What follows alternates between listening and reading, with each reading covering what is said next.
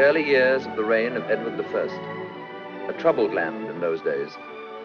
Her great feudal fortress castles, born in that uneasy time, stand now as stately monuments to how unyielding were the enmities that caused their building. More than 2 centuries had passed since the Norman conquest had brought the last infusion of what was one day to be English blood. Yet the bitterness between the Norman conqueror and the Saxon conquered lay still unhealed. It had separated the neighboring great houses of Bulair and Gurney by far more than the scant few miles that lay between them in those days that began with the death of Ralph, Earl of Lesford, and Lord of the House of Bulair.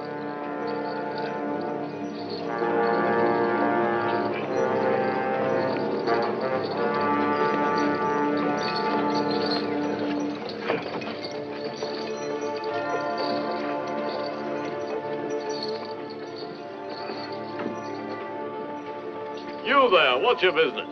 I was sent for by the Earl's man of law. And what might your name be? They call me Walter of Gurnie. I should have known you're his son by the look of you. Well, you had a good man to father you, I'll say that. You'd best come this way. Sections of any breeding won't find much welcome here now that he's dead.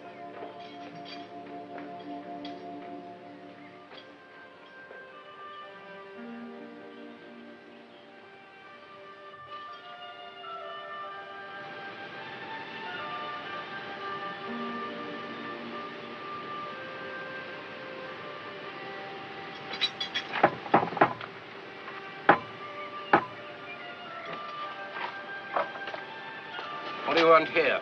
He wants to see Simeon Botry, the Earl's man of law. Oh, so you're the lad from Oxford. I'll take you to him. Thank you.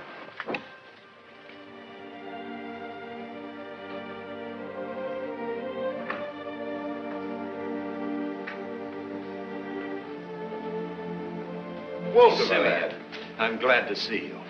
You've grown. Thickened out anyway. Did you find your grandfather well? Well, I didn't stop at home. I came straight here. I thought, well, I was afraid that he'd forbid my coming. My grandfather never stopped hating him. You'll not have eaten then. Sit down, lad. I keep bite and sup handy.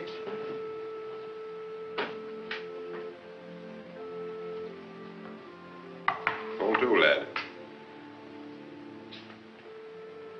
Tell me, young scholar, what have they taught you in this Oxford of yours? Oh, numbers, many things. I can read as well as you, Simeon Botry. And write, too? Yes, I know a little Latin and some Greek, too. And French, too, perhaps? No. I'll not learn that Norman tongue. Let them learn ours. 200 years since they came here, and their court still clatters with that foreign... Easy, lad, easy. You forget this is a Norman house now. Do you want to get us hanged? Simeon, tell me, why did you send for me? Reason enough. You're in the will. By name? I mean, he acknowledges me as his son? Yes, he says you're his son. I knew he would. But don't count on too much from it, lad. Tell me, you knew my father well. He loved my mother, didn't he? More than he loved that Norman woman he married. He loved me, too. I know he did. I remember once, when I was little, I admired a pair of boots he was wearing. They were black with gold leopards. He said that he'd get me a pair like them. He never did, of course, but I knew that he wanted to. If he could have done what he wanted, he would have made things different, wouldn't he? Your father, Walter, bore a stout lance in battle, and he was gentle enough of heart. There's truth in that. Yes, I think he loved your mother best, and that you were the son he wanted. But it may be, too, that he's done you more harm than good by mentioning you in the will. There's no love here for Saxons of any breeding now.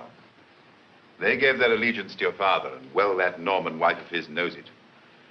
He's already thrown a score of them into her dungeons, hostages against trouble. So I'll not have you come charging into this business with all your emotion.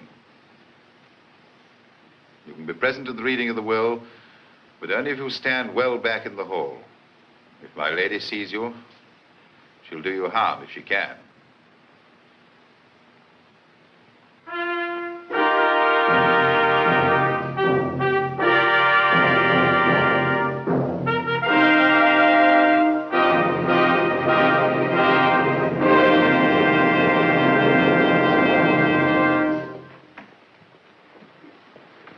C'est là commence. Oui. Begin. In the name of God, amen. This is the last will and testament of Ralph, Earl of Lesford and Lord of Bulair. First, he gives and bequeaths his soul unto the Lord God Almighty and to all saints, and his body to be buried in the chapel of his castle of Bulair. Item, he wills that all such manors, lands, and rents which are descended unto him by way of inheritance shall remain unto his heirs, namely, Eleanor his wife, and Edmund his lawful son. Item, he wishes to acknowledge a known truth that he had another son, who, for lack of his name, is known as Walter of Gurnie, and for whom he had affection. To this said Walter of Gurnie, he bequeaths his black boots of Spanish leather with the golden leopards. Further, and of most importance, it was his wish to will this son's life into the service of our king, confident that he will make a fitting and honorable place for himself in such service. Item, he gives and bequeaths to the high altar of the chapel of Bulair the chalice. There's no more in that will that concerns that nameless lout. Let him take what was given him and leave. Why should I? Shall I crawl out on my hands and knees because some Norman tells me to? Watch your Saxon tongue. And I'll serve no Norman king either. I'm a Saxon. He had no right to hand me over to a Norman tyrant. This is treason. And may you hang for it, Walter of Gurnie. By your leave, my lady of Lesford.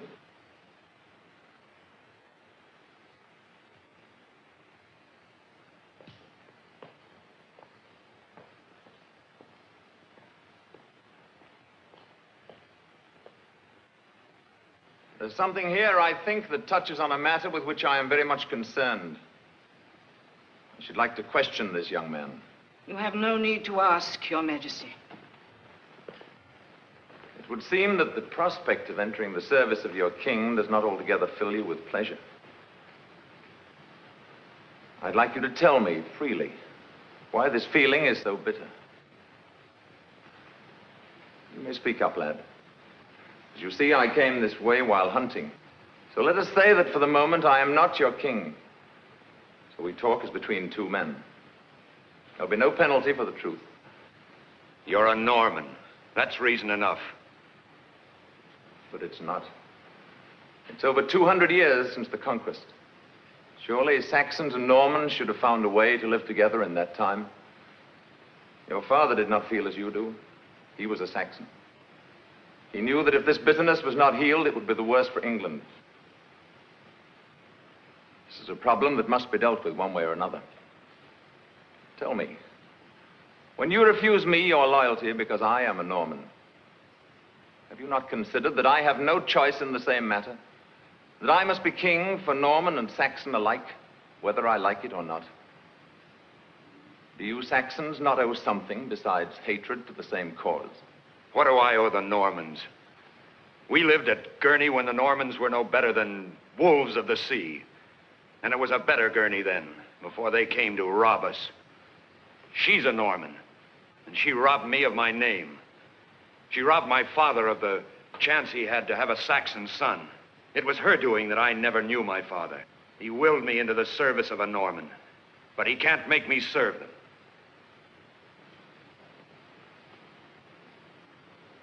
I've heard nothing in this that touches my problem. This seems to me to be a matter between a son and his father. I would not like the lad to be hanged merely because he has been hurt. It is our wish that he be let go free.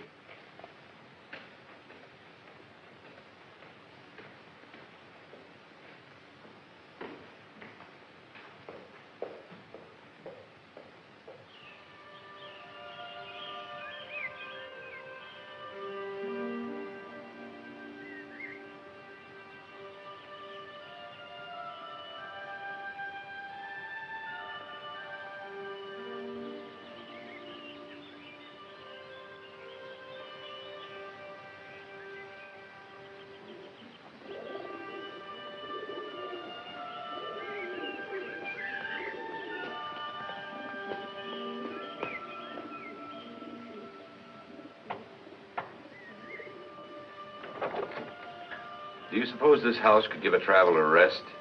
Say if he was born here. Master Walter. It's good to see you, old Will. You've grown, and well, too. Come in, come in. You're home again.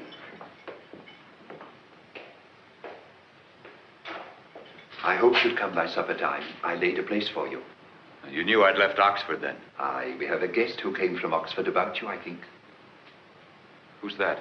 Bacon, Friar Roger Bacon. Oh, Friar Bacon. He was a teacher of mine. I'd like to see him. I'll tell him, Master Walter. Will. What did he say when he found I'd left school? My grandfather, I mean. You know him, Master Walter. He never says anything. He just looks. How is he? You saw that pile of iron in the moat? Yes, I did. I meant to ask. We have gone into trade. A belted knight of Gurnie in trade, dealing in armor as iron and swine. And just like he does everything else, not a word to anyone. One morning, the horses were gone, and the swine came, and then the iron.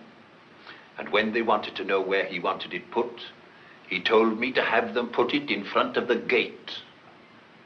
They didn't know what he meant, but I did. If we were going to be in trade, put it out where the world could see. If it's a price to pay, pay it. And when he walks by it, he looks neither to the right nor to the left. I'll call Friar Bacon, Master Walter.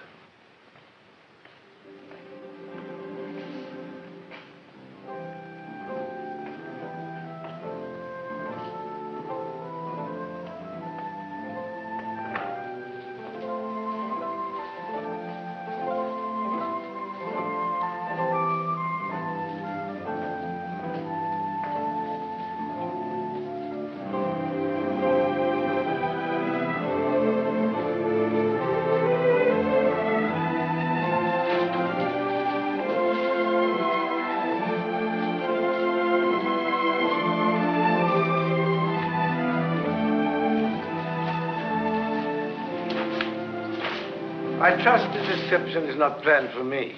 Oh, Friar Bacon. I couldn't help doing that. When I was very little, that was my measure of growing up, when I could wield that sword.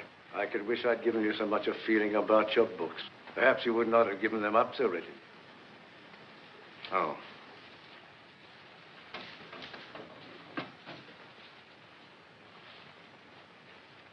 What happened concerning your father? Was it all you hoped for? No. Will you return with me, then? I don't know. Never mind. Be time to talk of that later. Perhaps with your grandfather. That won't be so easy. Why not? Well, you see, my grandfather and I only talk to each other through someone else. It makes discussion difficult. You mean you don't speak? Generally, we talk through old Wilderkin. But I should warn you that it may very well be you if no one else is here. Oh, you mustn't think that he's unkind. It's just an oath he took after the great quarrel with my father. Well, perhaps I ought to tell you a little bit about it to make it clear. My father was betrothed to my mother before he went on his crusade. When he was returning, he fell ill of a wound, very nearly died of it. They cared for him in a Norman house. Well, after a long time, when he was well again, he married the daughter of that house, the one who had nursed him. It was out of gratitude, I suppose. He didn't know that I'd been born. How could he? As soon as he found out, he came straight here. And then there was a quarrel, so bitter that I can still remember it. My grandfather swore that he would never speak to my father again, nor to anyone else of his blood. That included me, of course. Although he didn't mean it that way, I've often thought that he was sorry for it afterward. But my grandfather, you will find, is a man who does not take an oath, nor anything else, lightly. I see. I think that I should tell you something. Wildekin! Is our supper ready and is our guest here, Wildekin? Yes, my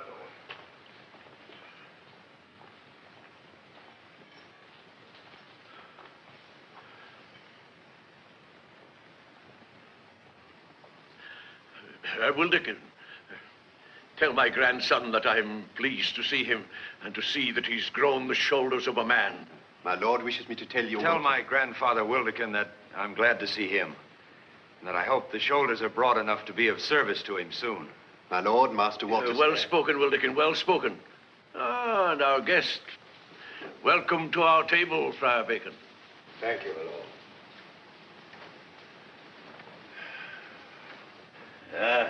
Pig. Not the best of meats to offer a guest, Friar, but it's stout and it fills the belly. Wildekin, ask my grandson what he thinks about our venture into trade, of course, of which no doubt he's aware. My lord, I'll tell my grandfather Wildekin that I think he has adopted a courageous and knightly course. Well spoken again, Wildekin. Well, now, let's fall to. Talk comes easier on a full belly. The Normans haven't changed that yet. A pair of boots, and the privilege of wearing an iron collar for a Norman king. Ask him what else he expects. My lord, see... Tell my grandfather I had hoped there would be some help for Gurnie in it. Tell my grandson he was a fool to think it. Tell him he can help Gurnie best by returning to his studies, where he can learn to be a better man than his father was. Tell my grandfather that I'm not going to return to school. Tell him that I think my place is here, with him at Gurnie, if there is to be a Gurnie. Ask him by what right he thinks at all in such a matter. Ask him who's the best judge of what he'll need to hold this house against the Norman thieves. Ask him if he thinks I can. Tell my grandson... My lord, will you permit me? On whose side will you speak? On no one side, my lord. I warn you, Friar, that if what you say is not on my side, I shall pay but little heed to the fact that you're my guest. I journeyed here, my lord, to urge the same point as you, the return of your grandson to Oxford.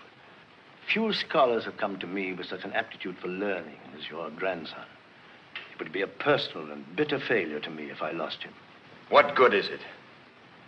How can you fight the Normans with books? Walter, if I was young and had no sure place to put my life, I could think of nothing better than to give it for the search for knowledge. The strength in knowledge. It can win victories that the sword cannot. There's so much we need to know and so few people to seek it out. England will need it someday. She needs it now. Just a handful of books in all our land, painfully written, painfully read by only too few. There is in every land knowledge that we need to add to our store. I've heard of Cathay, a country, they say, where no Englishman has been. An old country, fabulously rich, not only with gold, but with the knowledge of many ages. I've heard that they know of a substance which, when it touches a spark, disappears in a blinding flash of light.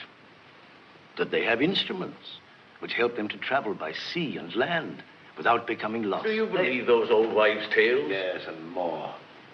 Walter, what a challenge when you're young. What better thing can a man ask of life than that? I don't know. But it's a soft blow to strike. If I'm going to leave him here alone, I want to strike a better blow than that. Let him go. He has been hurt. He'll think better after he has slept.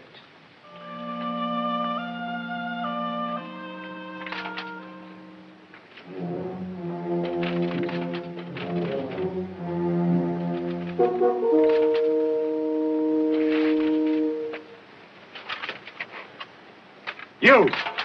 What are you doing down there?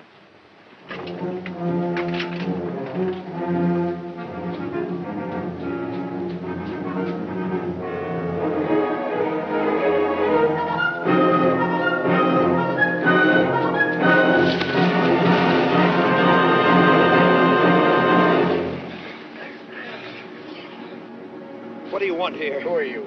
It's the grandson of the old lord. He's nobility, then. I don't like it. Tris Griffin, you're no thief. What are you doing here? Go on, let him up. The Saxon. Tris, We've played too often on these walls. I know you, and you, Dickon. You're not thieves. What are you doing here? Well, it's bad enough. We had no trouble with Belair Castle while your father was alive. But now the Norman woman has thrown a dozen Saxons in her dungeons as hostages. Yes, I saw them. Well, we're going to get them out. Out of Belair? How? Well, don't think too little of the strength of this. She has a beautiful long arm. Oh, but not against stone walls, Tris. I told you he'd be on their side. Who said I was on Norman's side in anything? Who's your leader? Well, I am, in a manner of speaking. Well, we all are. Well, you might stand a chance if you could get inside the gate. What's your plan? Well, that's the hard part. The thinking. Well, maybe I can get you in. Look, this isn't your quarrel, Walter. Give me a few men, and I may be able to get them in the Miller's Gate. I know the signal. If we can get the drawbridge down from the inside, then you might stand a chance. If we can't, you're still on the outside, safe to hunt me down if I've betrayed you. All right, you can go with us. Come on, get your weapons.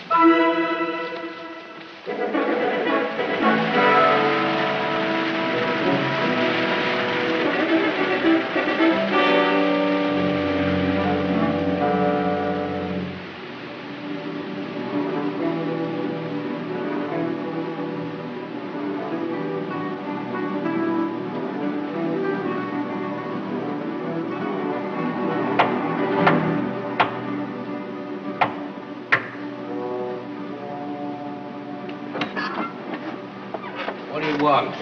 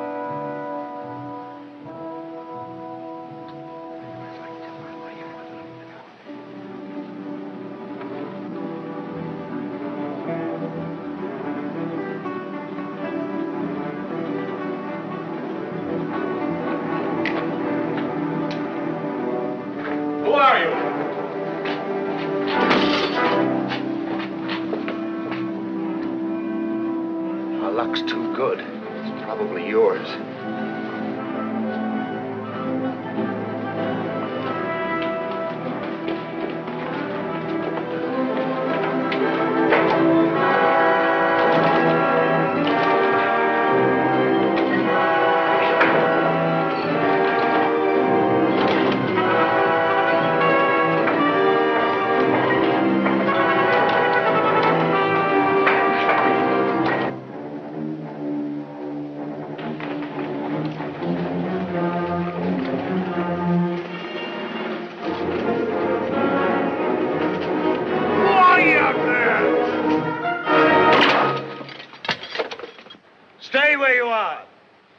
Coming out of that door, or meet a shaft coming in. Like this. The rest of you in there, throw out your arms, one at a time.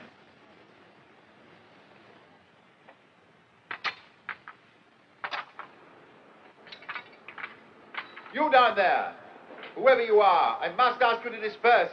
And if you have a grievance, to submit it in the proper fashion. We'll present it now. We'll give you 5 minutes to yield the prisoners.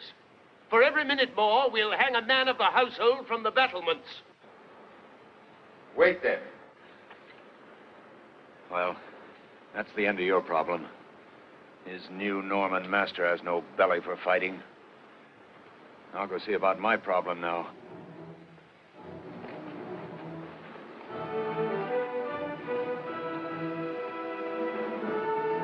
Prisoners will be set free. Who you are, I've no means of knowing, but I beg of you to receive them quietly and go to your homes before deadly harm comes to this night's work. Oh, I see. We can't go without young Gurnie.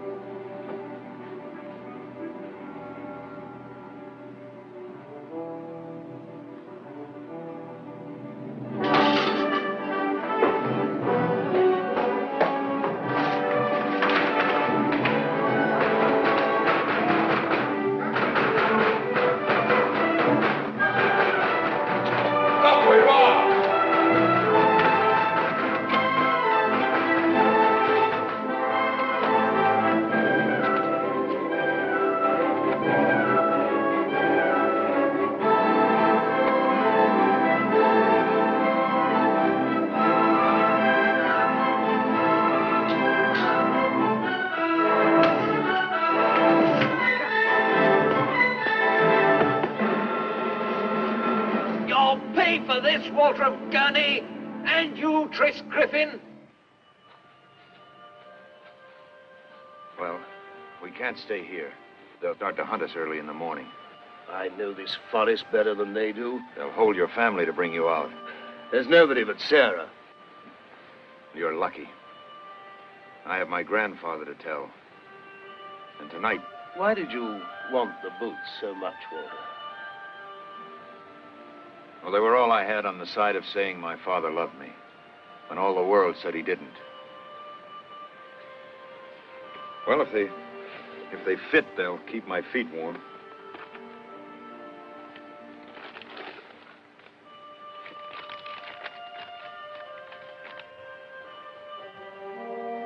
It's a letter, Tris, from my father. He did care. Listen. Written at Bulair by candlelight with the hand of Simeon Botry to help. To my son, Walter. I have left a legacy in gold for you with Joseph at the sign of the Mary Totter in London. I could not leave this openly because to do so might do you hurt. And in the matter of bidding you to the service of the king, it was done in the hope that in helping him to serve this torn England, you could earn for yourself the honorable name I could not give you. God bring you to a good decision, and I regret to my heart all unhappiness I have brought you. Your affectionate father, Ralph of Bulair. I'm glad we got the boots. Tell my grandfather that if they find me here, Gurney will suffer for it. Ask my grandson when it was the part of Gurney men to run from Norman trouble. Tell my grandfather, please, Wilderkin. That we've no choice. They've won. The Normans have won. Bulair is theirs, and Gurney soon will be. It's their England now, not ours. And tell him that I'm not going to stay in this Norman country. Master Walter says that Ask my grandson where he hopes to find a land where he can live with himself, when he knows he's run away from his obligations. Tell my grandfather that I'll find it. And the farther away from this land, the better. That Cathay, perhaps. Tell him if I can get my hands on enough gold to buy the lands that Gurney needs, then maybe I'll come back. But until that time, they can have their England. I'll not set foot on Norman soil. Our guests will have a long road before them. See that they have what they need for their journey. Yes, my lord.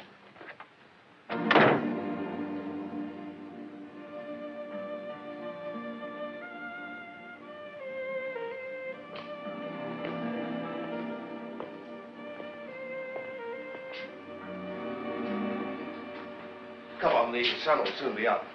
Yes, the Bulair hounds will run with the first light.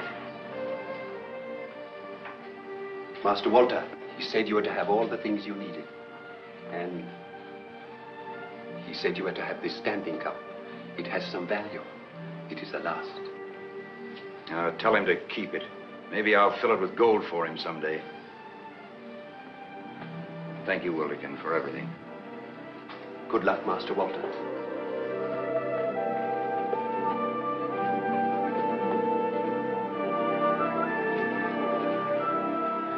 Well, that's the end of something or the beginning of something, I don't know. I hope you sleep well in your forest. Walter, I've been thinking. What? I was thinking about going with you. To Cathay? Well, where's that? Well, it's a long way from your forest. Well, maybe Sarah would like it there. Now, don't talk too lightly about it, Tris.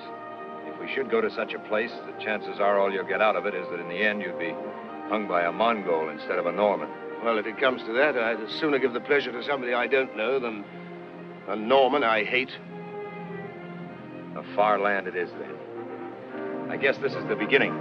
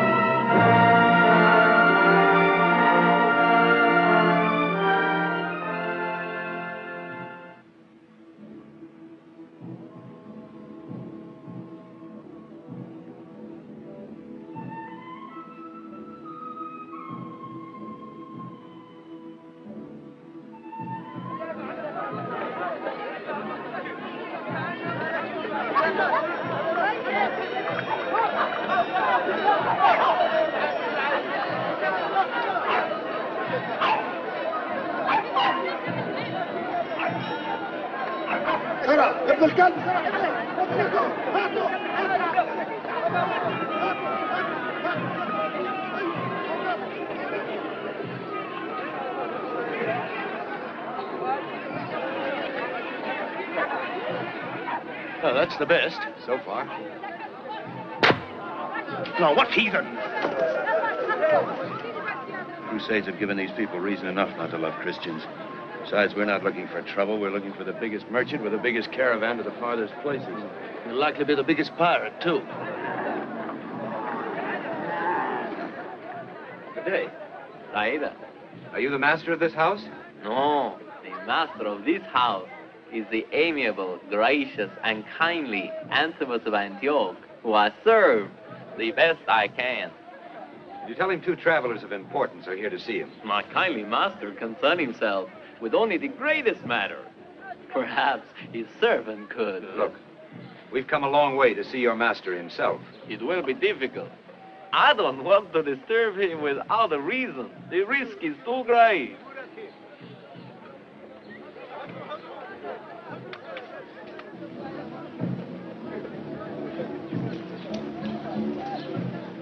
I suppose the risk seems less now, I will see my kindly master.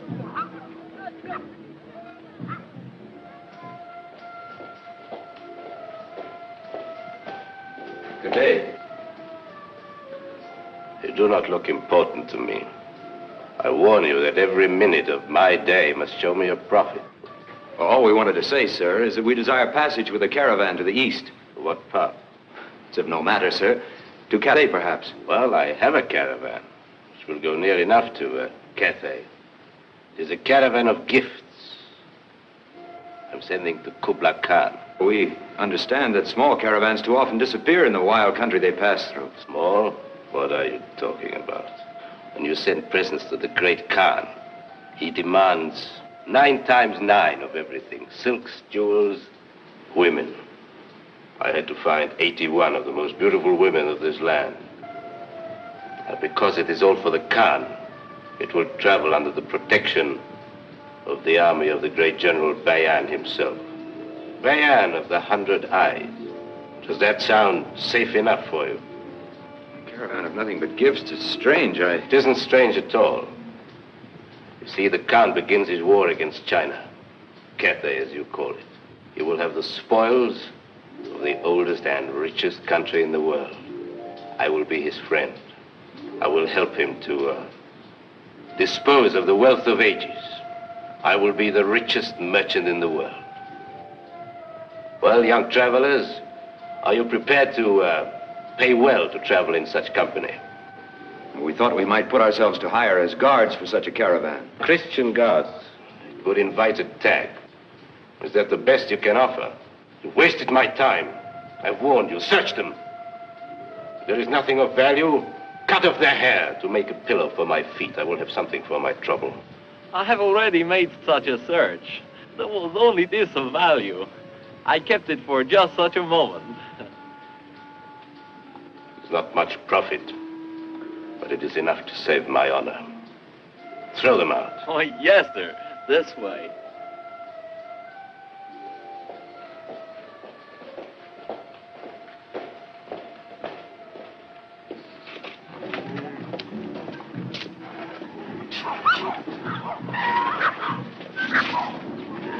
What did you do that for? Why did you lie to him? Sometimes they call me the bird who feathers his nest, because they say that I steal from everyone. It is not true, of course. But let us say that I'm in a position to take a smaller profit than my kindly master. I go with the caravan. I'm in charge of it. Perhaps I will take you. It will cost me nothing to provide you with equipment. It will be his.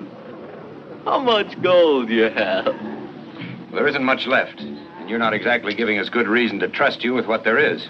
Who is this Bayan general? The one with all the eyes? Oh, he's the greatest soldier in the world. The great Khan borrowed him from Persia for his war against China.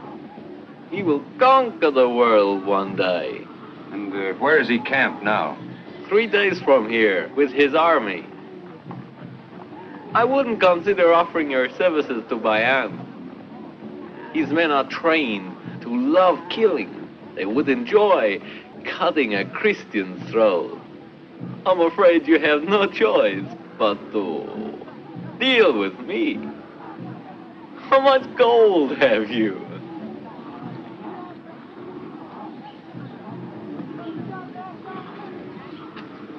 What kind of a country is this?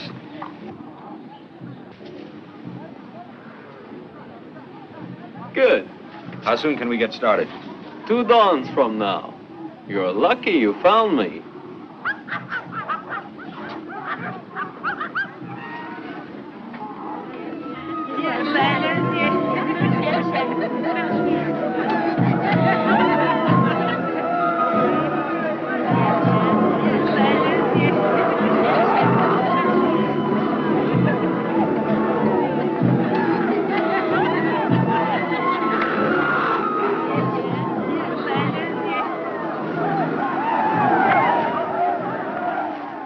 This, for the reason of the great kindness of my heart, they're for you, for the journey. This one they call her the singer because she makes horrible noise all the time. The other will bite you whenever she cannot kick you. You'll have to find a place to sleep in your tent where it doesn't leak. But I think it's good enough for Christians. The servant is good. He will steal everything for you. Mahmoud, sir. That's all. Good day, young sirs. I'll toss you whether you get sung to or bitten. Wet or dry? Wet. It's dry.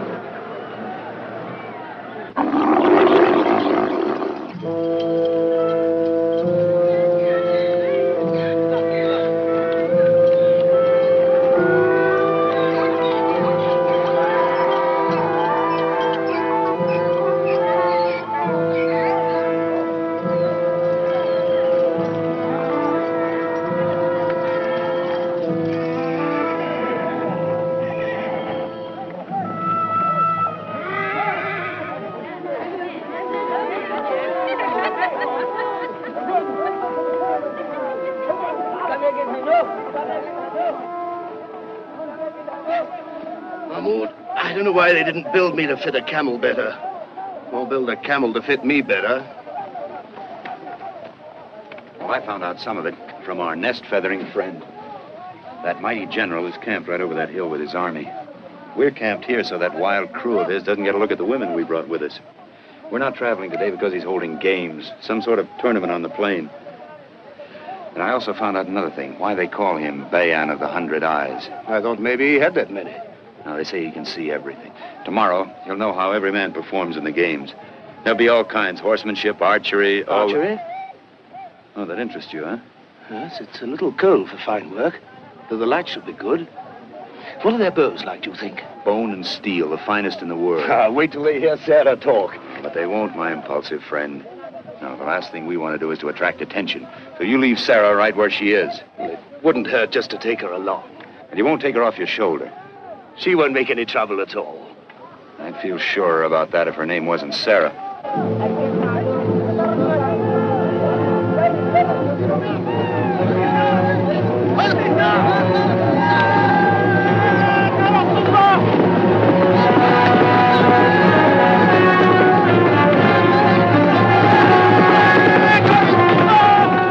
That's an English banner. Probably a crusaders that he killed. The infidel swine.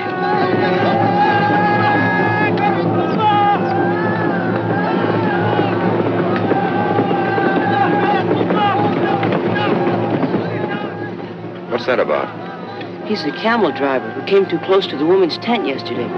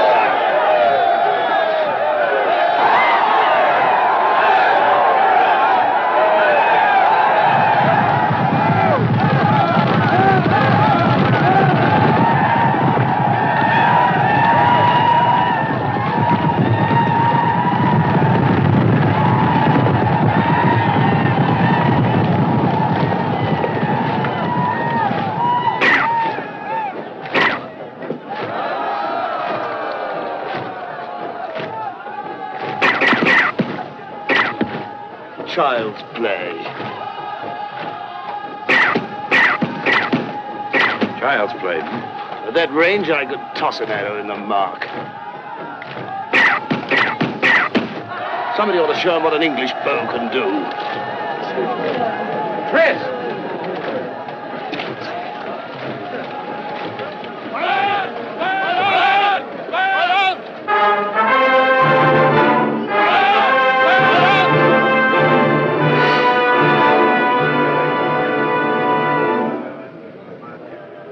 Over there and see if you can find out what's happening.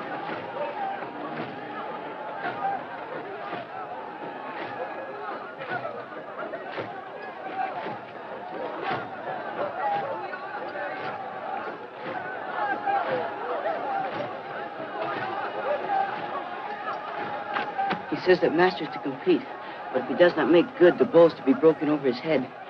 It means that if Master fails, they are to beat out his brains. Who is he?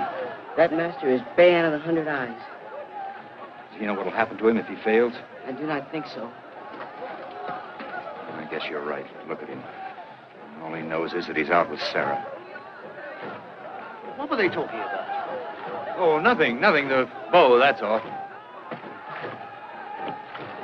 Well, go ahead, my friend. Remember the wind, Tris. Well, I was weaned on remembering the wind. Sarah herself would remember it if I forgot. Good enough.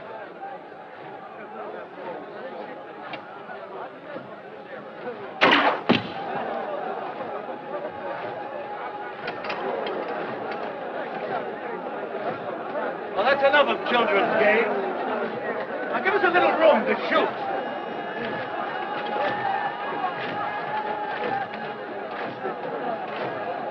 Tris, if we're going to show them something, let's show them something good.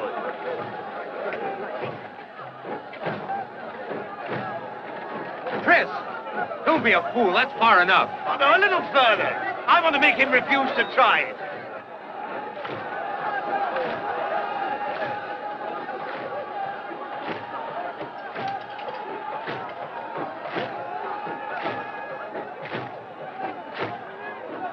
Now, my heathen friend, would you like to try first?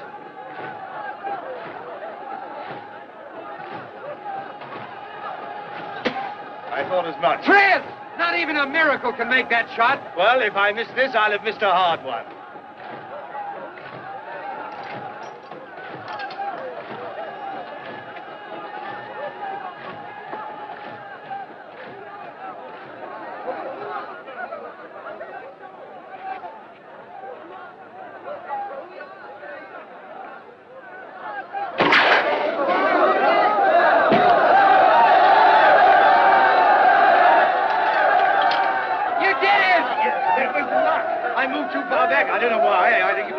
To show off. Well, if you'd have missed, we'd be very dead by now. What? Yes. His orders. Bayan himself. Well, why didn't you tell me? No, I'm glad you didn't. Sarah. What you... Bayan wishes to see you, Master. No? At once. Be very careful what you say. You let me do the talking. This may be the chance we've been waiting for.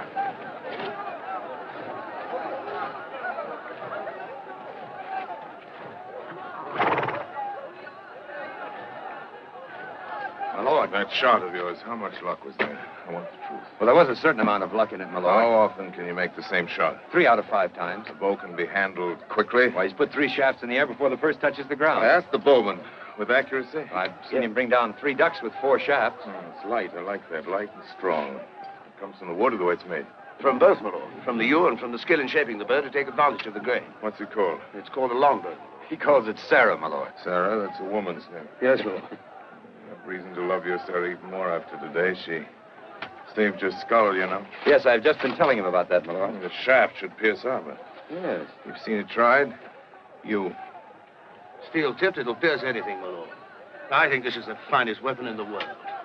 She can reach out that long arm of hers and meet the enemy before he can get close enough to strike a blow against her. With her, an English yeoman stands as tall as any man. He's the greatest soldier in the world. I take it you're English, then. Yes, my lord. I've seen you English hacking away at the Saracens in your crusades, each man his own fortress and his great armor, so weighed down he can't move. It's very stupid, but this is not so stupid. We'll talk about it. You play chess? No. Oh, I do, my lord. How well? Well, 4 moves soundly. 4 sound moves is more than any man in this army can do. We'll play in my tent tonight. With pleasure, my lord. How do we find your tent? Scholar, if any man in my army can't tell you where my tent is, our poetic young bowman can use him as a target.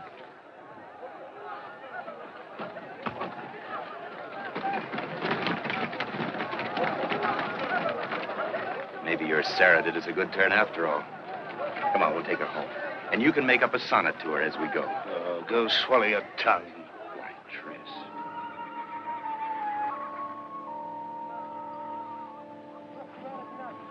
Over there.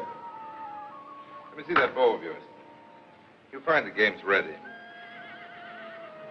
I always make the first move.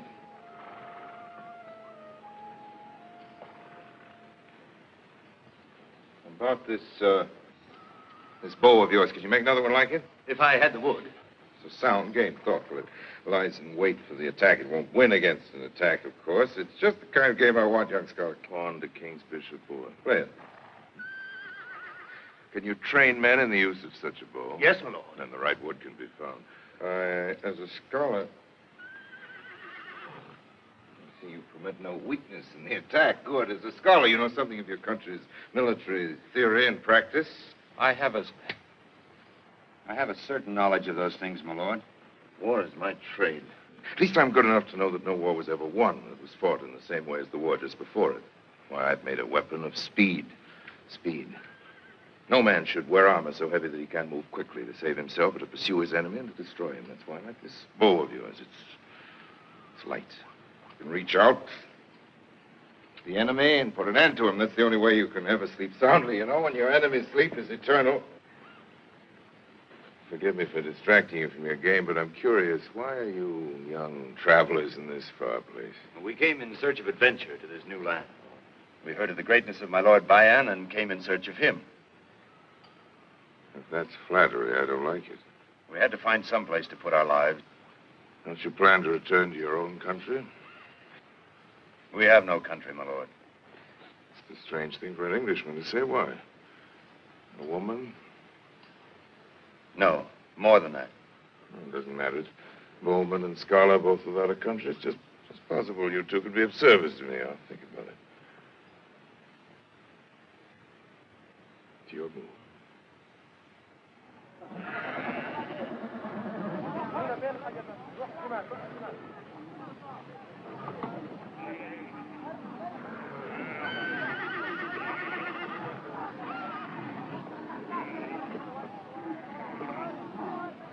Saida. Oh, it's you. What do you want? It is bad, very bad. What is? This old tent, these old blankets, one little servant, steal food, cook. It's too much. You need second, boy. How do we get him? By the great kindness of your heart? Maybe I get him for you. Maybe some dislike Christians. I do not. All right, out with it. What are you trying to say? Never talk important matters where you cannot see who listens.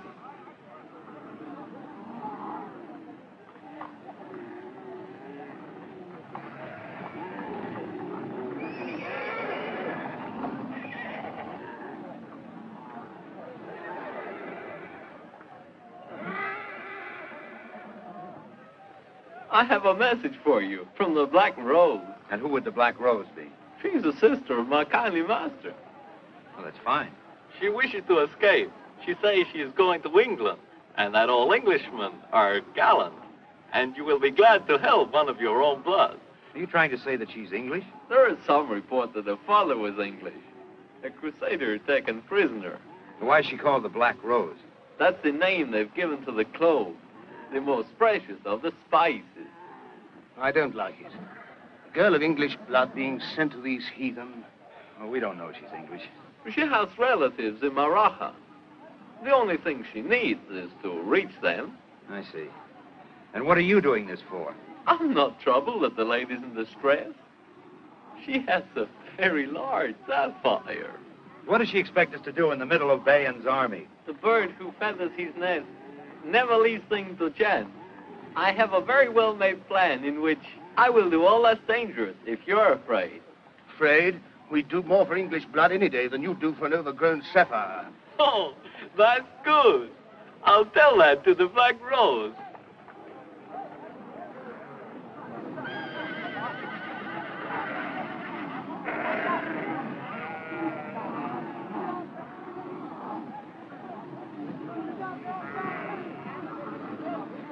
Master, the strange one's here again. Oh?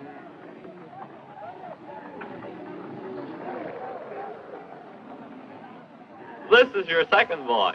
His name is Muhammad. Well, you can take him back. Go on, get out of here. Very strange. Last night, the camels ran through the tents of the women. They have to take a time for the search. The Black Rose is missing.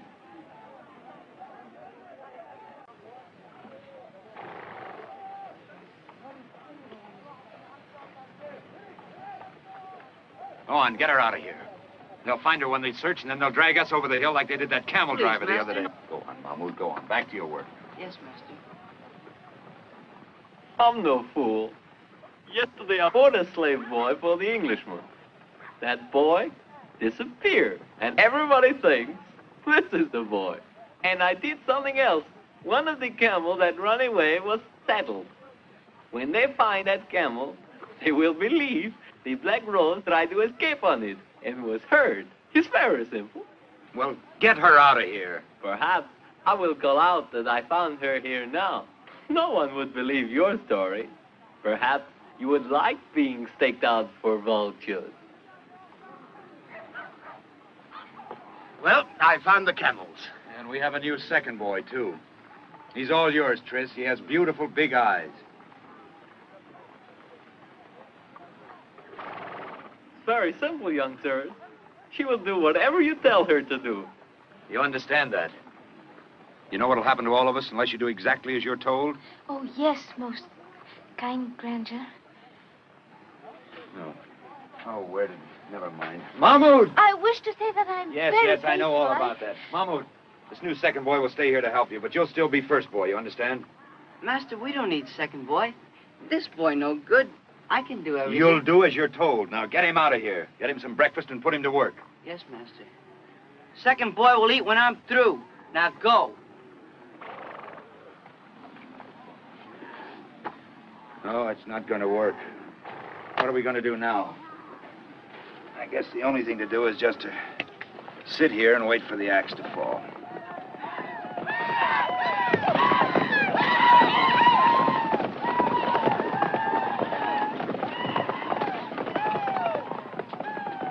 Well, the old pirate's right after all. And there's that saddled camel.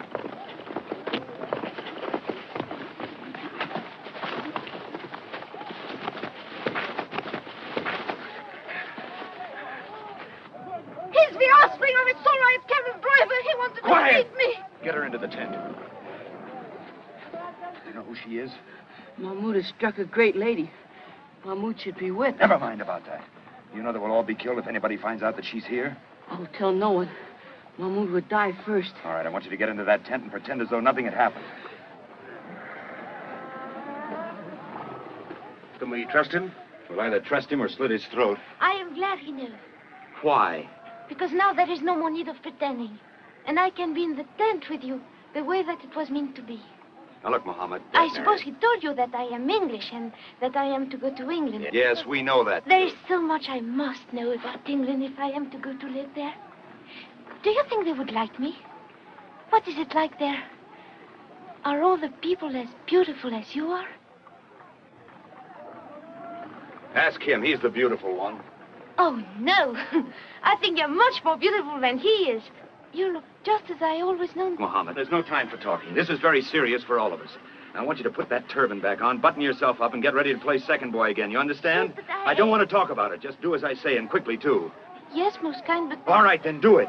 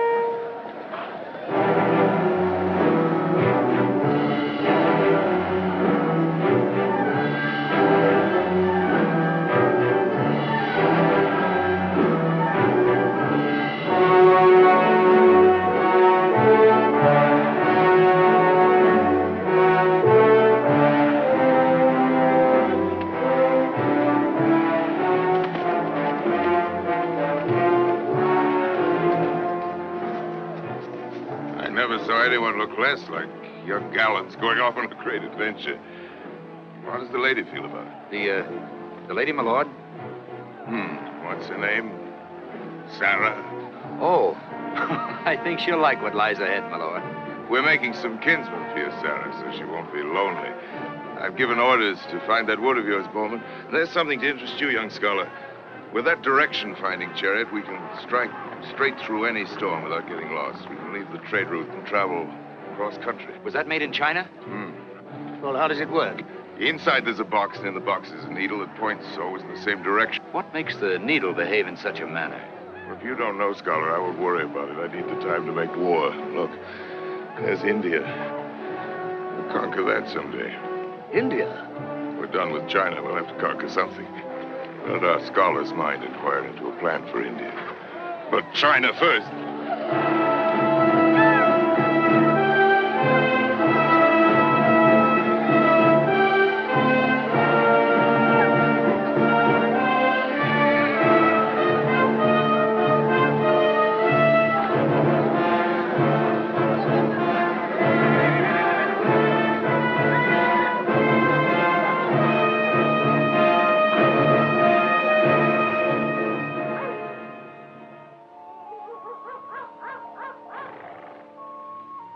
Looks like they believed his trick with the camel. The men they left to search have joined us here. There doesn't seem to be any sign of a search of the camp. Where's she? In there. Out of sight.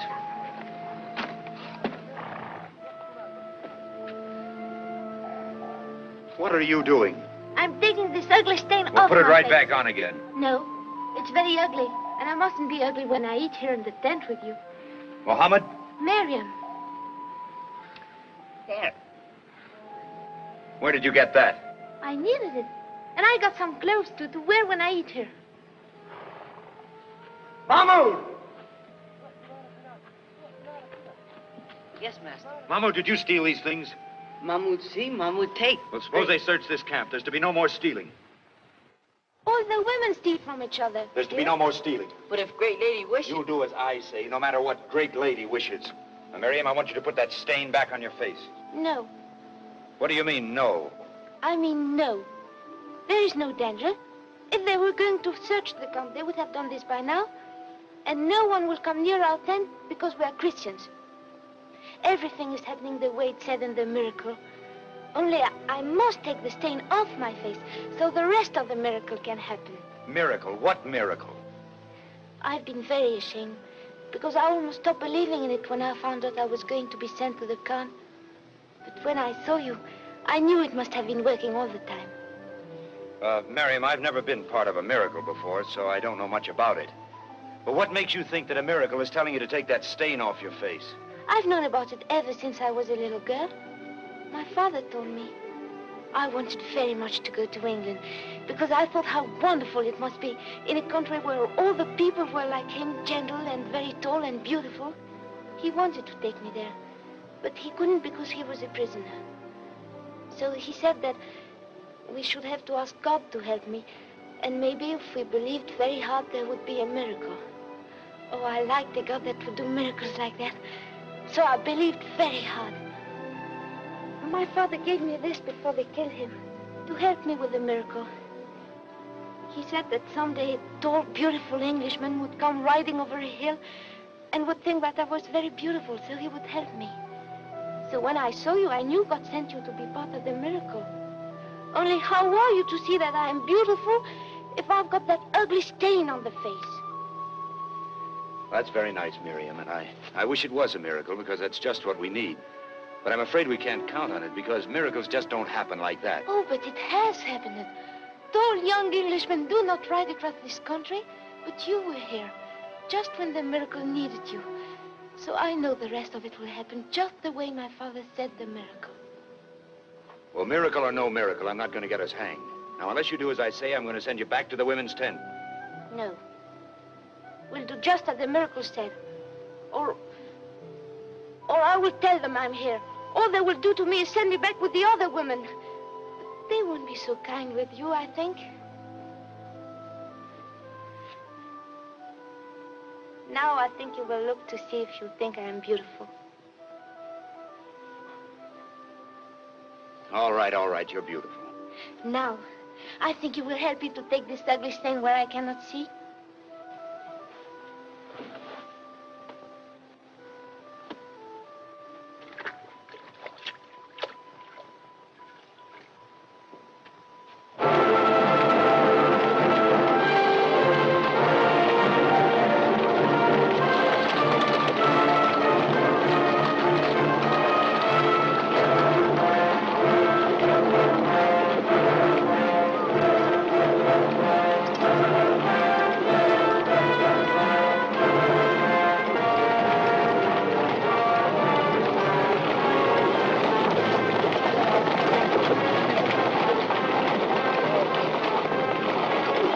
Don't tell me you've never seen men hanged before. What did they do, my lord? See that pass there? We ride through there today. We could fight our way through, but we haven't time, so this is a warning. If there's trouble, I've priced as many of these fellas as prisoners. I'll hang them too. I see. You see, but you don't like it, do you? Forget your English gallantry in war. I suppose different people believe in different things, my lord. Well, not such foolish things, Englishmen. No, what I can't touch doesn't exist. You conquer, somebody conquers you. That's all there is to it. I thank you for reminding me, my lord. I like you, Scholar. I like the way you speak your mind. I must reward you.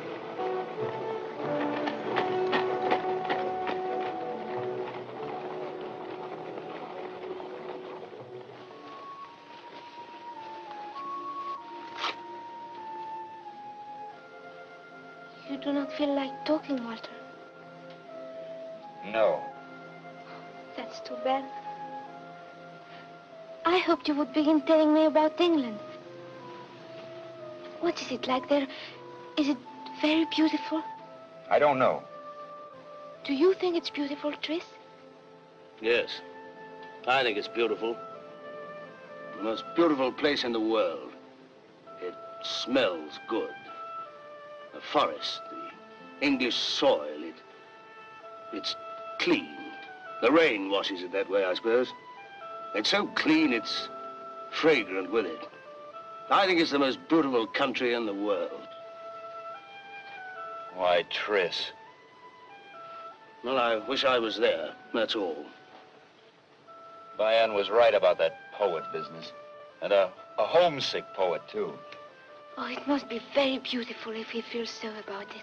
He only remembers the good part. I like him for feeling like that. Don't you ever feel like that about it?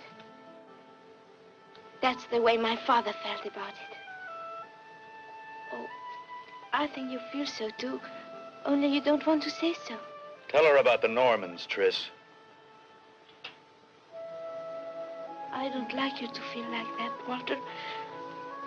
I think to feel like that, you must have loved it very much and been hurt by something.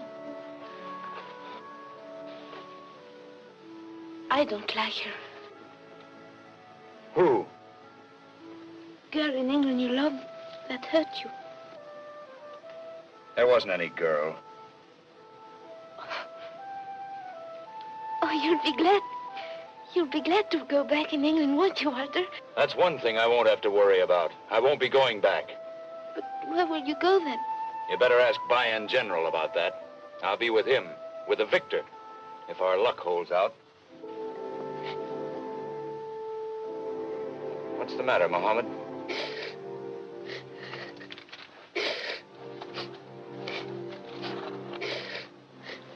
Mohammed, what's the matter? It hurts to think of England if you will not be there. It's not the way the miracle said. Oh, I'm sorry, Maryam. I forgot about that miracle. But it'll be all right, you know. You'll find yourself a hill and another Englishman to come riding over it. You'll be a Norman, probably, but that won't make any difference. We'll make as much of your miracle come true as we can. It'll be all right. I wish you did not feel so. I will be Mohammed again if it will make you feel not like that. I don't mind the stain. Well, why don't you say something? You're the one that started all this, you and that poetry. You're the one that's in the miracle. And you look very beautiful there, too.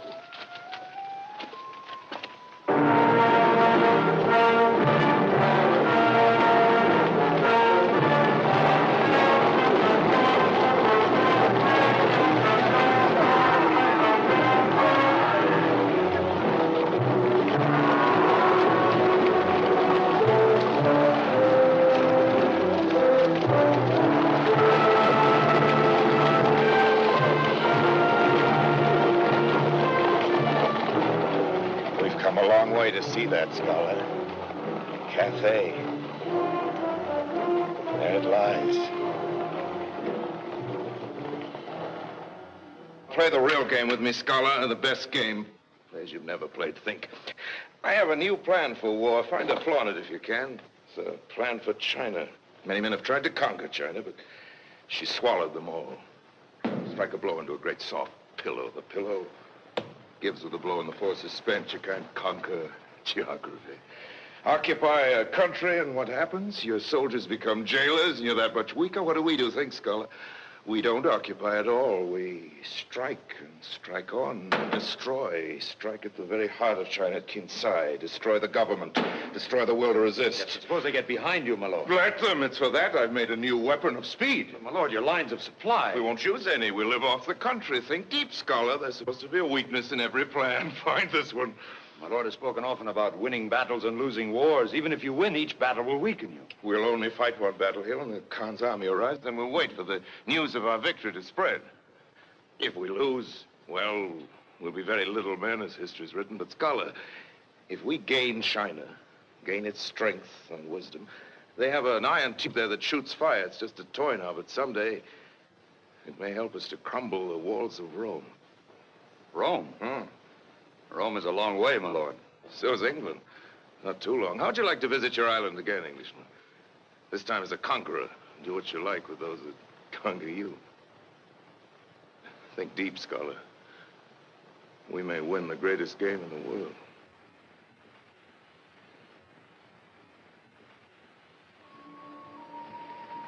What's the matter, Bowman?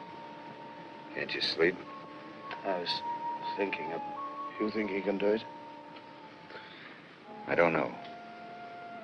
I think maybe he can. I was thinking the way he talked. Maybe we were fighting on the wrong side. Tris. Yeah? Do you want to turn back? Well, what do you want to do? Well, I'll tell you one thing. I'm sick of lost causes. If he conquers the world, at least we'll be on the winning side for a change. What's wrong with going back with him?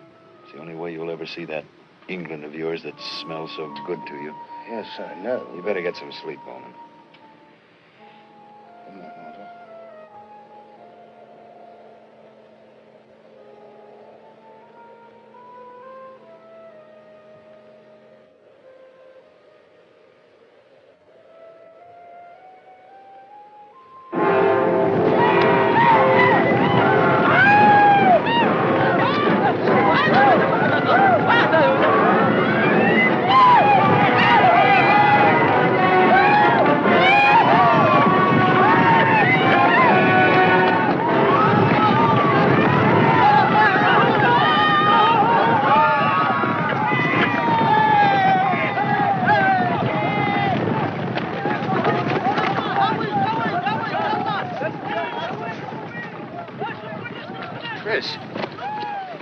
Got yourself hurt, have you? No, I'm all right. I suppose. I saw you at the beginning. You and your bowman against those fire tubes, and then it sounded like the anger of God. I think perhaps they were. They're killing every man, woman, and child in the district. Like harvesters going through a field of grain. They pull their heads forward by the hair for the axe. Not one left alive. Like harvesters cutting wheat. What's the matter, Englishman? We won today. But you have no joy in the victory. Why? It's the business of battle. It's very simple. Kill the enemy. A soldier must like to kill. No man can follow me who hasn't the belly for that. Go back to your tent now and think about it. Think hard. You have a choice to make. That's right. We'd better go to our tents. It was a victory, wasn't it? The bows did well. The general was pleased. Let's go to our tents and think about it, Walter.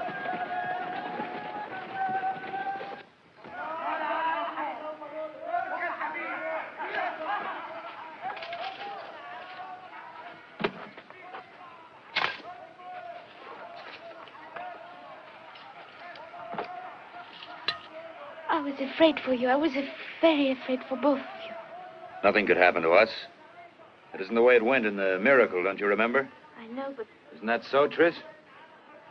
Yes, that's so. I will be glad when... That's right, Maryam. You mustn't forget the miracle. A tall young Englishman came riding over a hill, didn't he? A knight. A knight in shining armor. You should have seen him today, Maryam. He looked almost like a knight. An English knight. Sword and shining armor. You'd have been proud of him. He looked more beautiful than ever. Except those knightly vows, you didn't think to say those over, did you, Walter? What's the matter with you? Your father would have been proud of you. Your grandfather, too. He was a credit to them, the way you looked, anyway. Why didn't you ever wear your father's boots? You look well in them. Where are they? I'll get them for you, and you can put them on. There was a letter, too. You better read it again. What did it say? Something about honor? Tris, keep your hands up. Tris!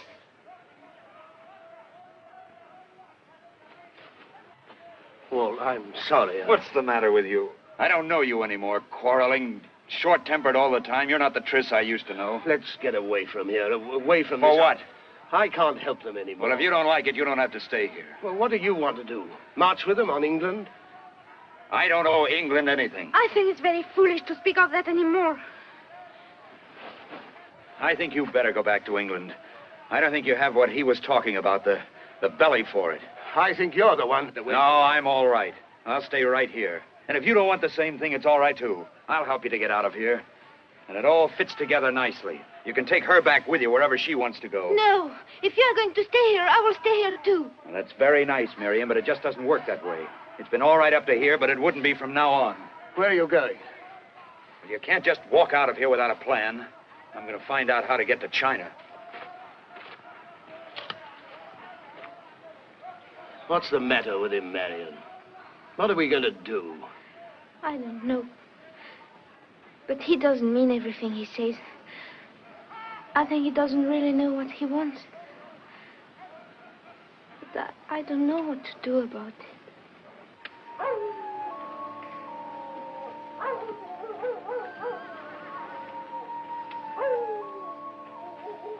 Well, you're leaving just in time. I found out that much. We move again tomorrow. Bayan's army turns south into China, and the caravan of gifts goes north to the Khan. That means that from now on, we camp right in the middle of the army, and you'd never have a chance to get away. You better try it tonight. Yes, I guess we better do that. I'd head straight south first, then cut across to Kinsai. From there, the river runs to the sea, and you might stand a chance of getting back that way. Yes, we'd better do that, too. Where's Maryam? In there.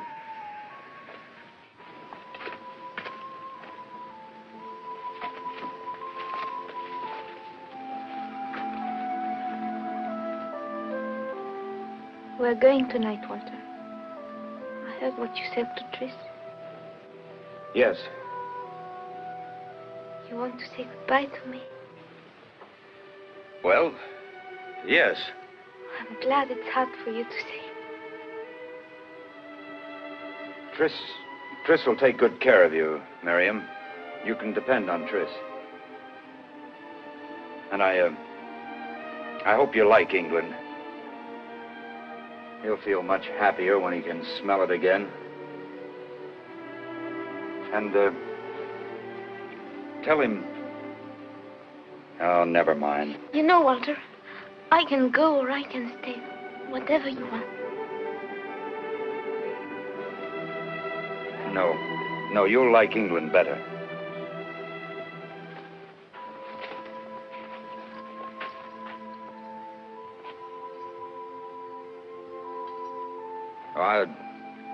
I'll be up with a column, so they won't get suspicious for some time. You'll need a good start. Well, it looks as though it might be a nice day for a ride. I'll go and see about the horses.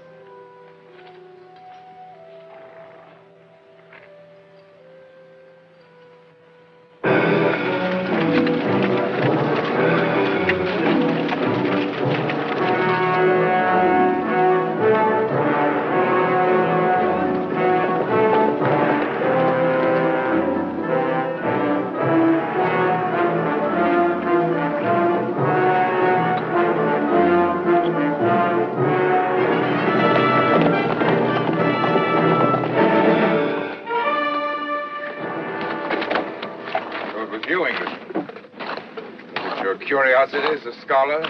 Or did you know you were steering us off our course? I knew, my lord. Why? You realize the penalty of such a thing? Why take such a risk to do me an ill turn? Why do me an ill turn at all?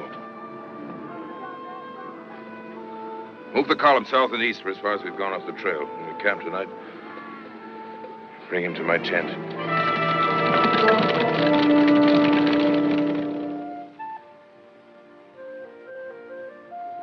What's the matter? We got away, didn't we? They can't track us in the dark. You've got a part of your miracle. You're going to England. I don't want to go anymore there. I know, Maryam, I know. So there was a woman in it. I might have known. A woman and a bowman who didn't like war. Why take such a risk for the girl? You must love her very much. No, my lord. Gallantry again. I didn't mean to be gallant. If my Lord Bayan hadn't been quite so observant, I wouldn't be here now. Why didn't you come to me about her? I would have given her to you. What's one woman, more or less? It didn't occur to me, my lord. No, of course not. It would have spoiled the gallantry. Well, it's worth something to be willing to die for something. There's a way you may have a chance for your life. A few men have come through it. I'll send you the rope walk in the morning. Good night, Scholar. Good night, my lord.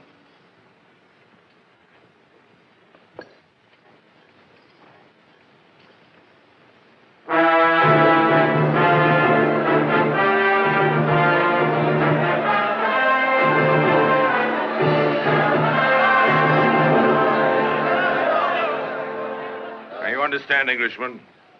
As long as your feet touch the rope, no one can strike you, except the two men with the pig bladders. They can hit only below the line. Now begin.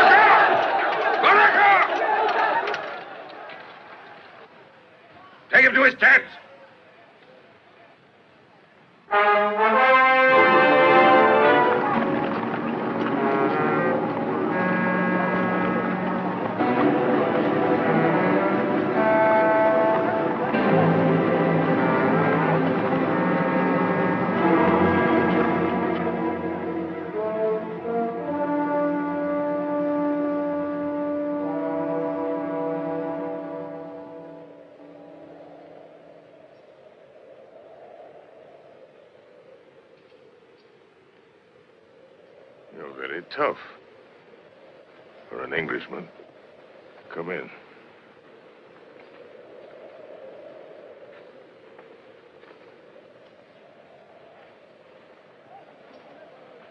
Well, my lord, am I a prisoner or what?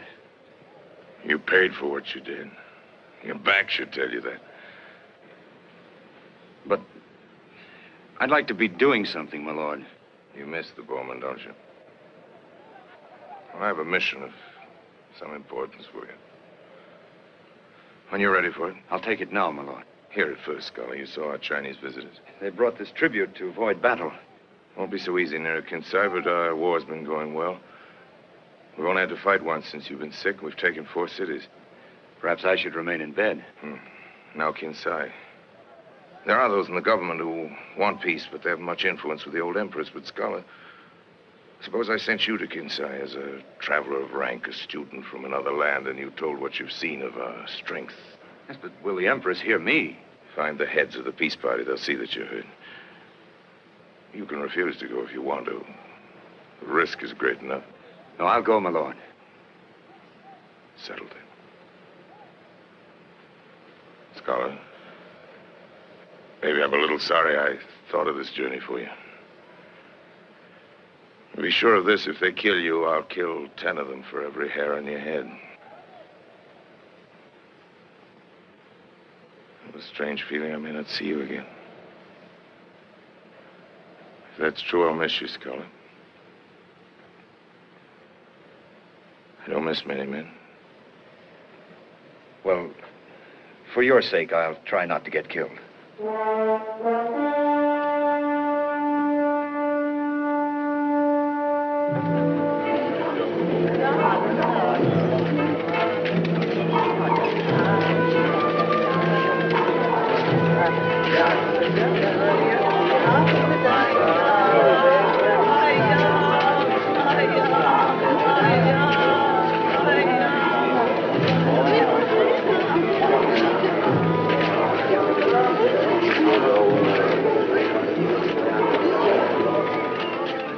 You will come with me. What is it? We have been waiting for you.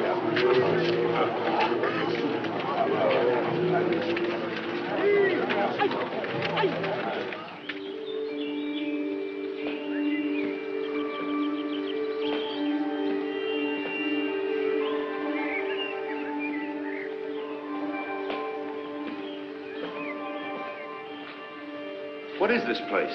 It is the palace of her unlimited magnificence, her kindly splendor, the Dowager Empress of China. Well, what am I doing here? I do not know entirely. You will wait.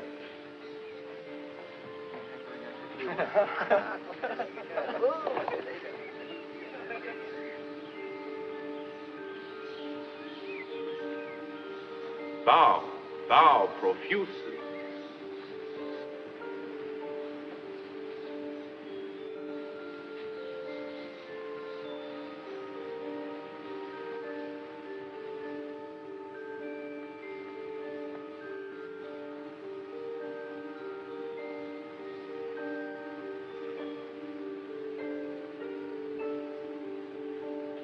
Now, are they 2 of them, or are they not? Are their skins fair, or have you no eyes? Is there such a prophecy, or is there not? Is it your duty to know such things, or is it not? Do not argue with me more in this matter.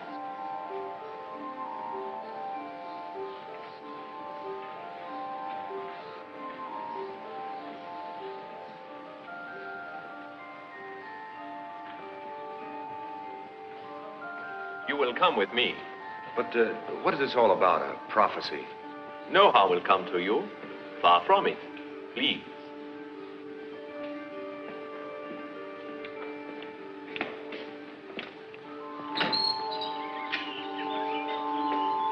This is your house. It has been prepared for you.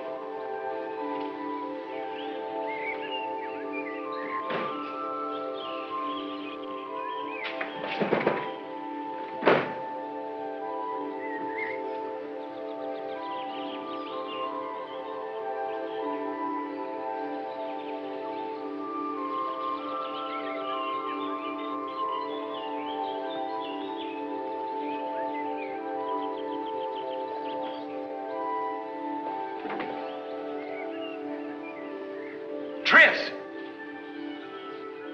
Tris! Tris!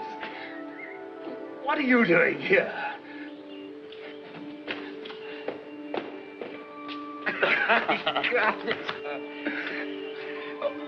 Where's Maryam? Well, she must be a captive here somewhere. I just left her to find out about a boat. But how did you get here? Well, I didn't even get to the river. Some people laid hold of me before I got started. Well, don't you know where we are? We're somewhere in the palace, because I was just talking to the emperor. Oh, wait a minute. Maybe we'll find out now.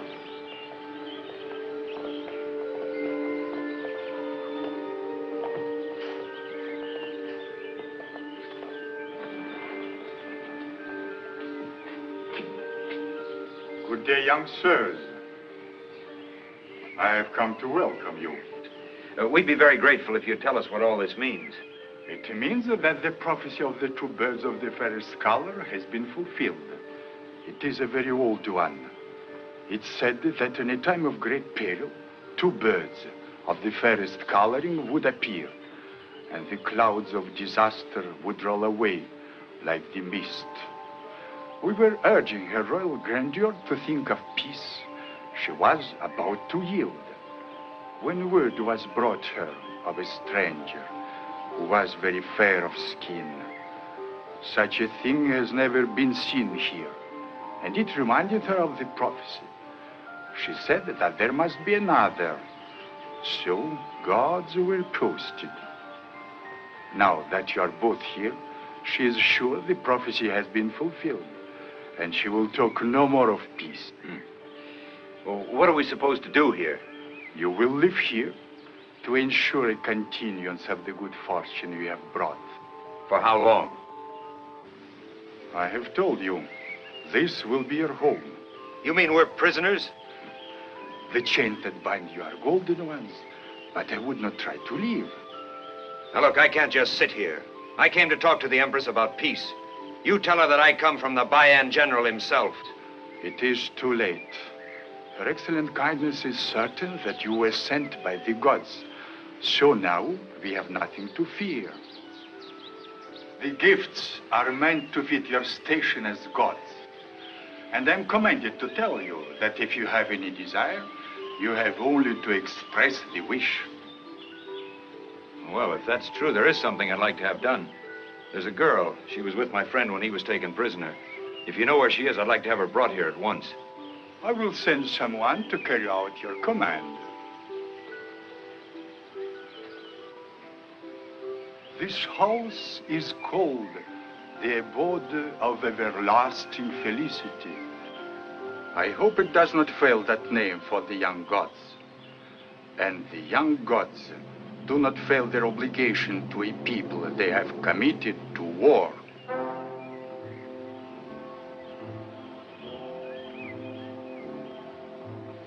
I think he'd like that one better. Oh, what's that? Oh, I think he'd like that too.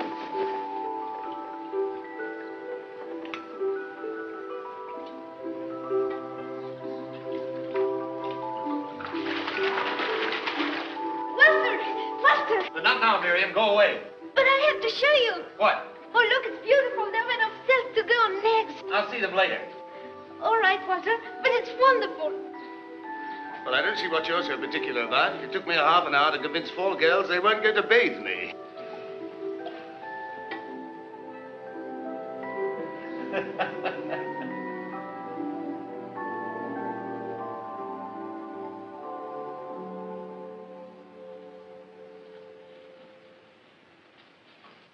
Where is he, Tris? I don't know. He said he was going to find out if the gods could still have anything they asked for. Did he talk to you, Tris? About himself, I mean. No, not exactly.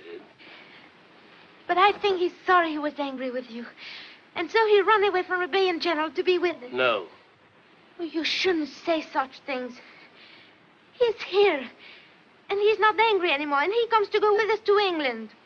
You really have learned to believe hard enough, haven't you? No.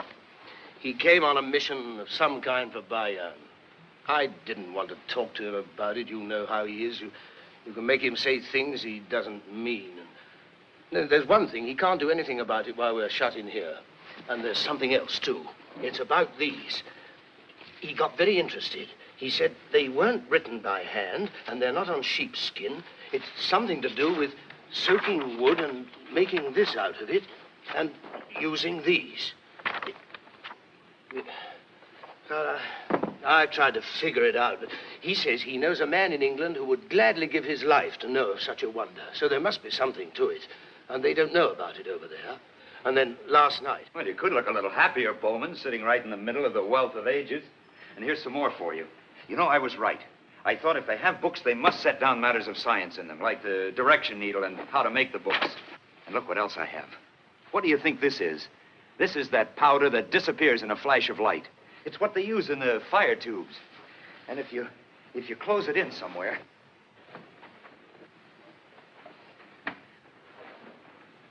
Now, look.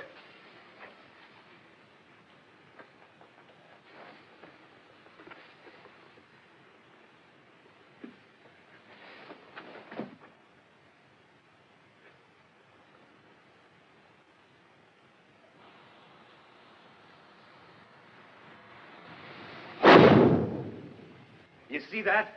Bayan was right. There's the wealth of ages, Bowman. He'd rather have that than all the jewels in China. Do you know what you just heard? They don't know it yet, but you just heard the walls of Rome begin to crumble.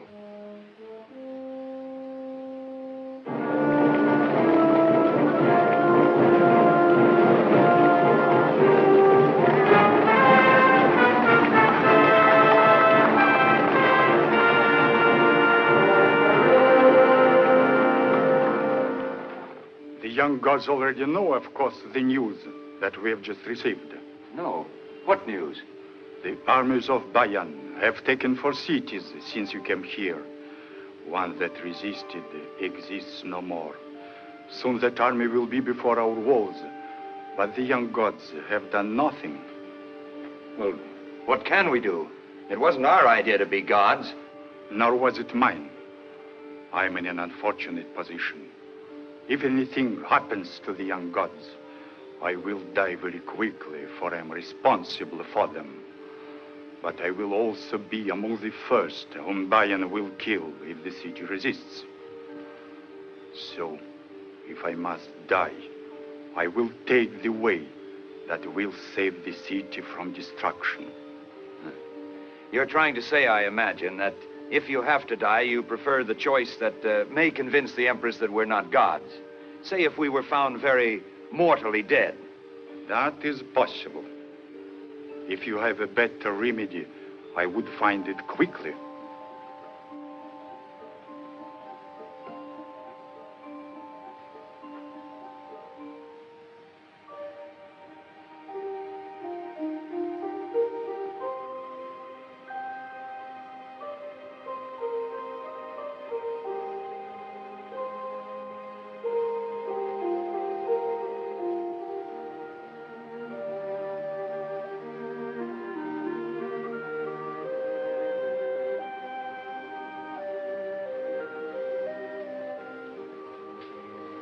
Walter? What's the matter? I couldn't sleep, Walter. I want to talk. Please wake up. Oh, can't it wait until morning? No. I don't know if I can say it now, but if I think of it anymore, I won't be able to say it at all, I think.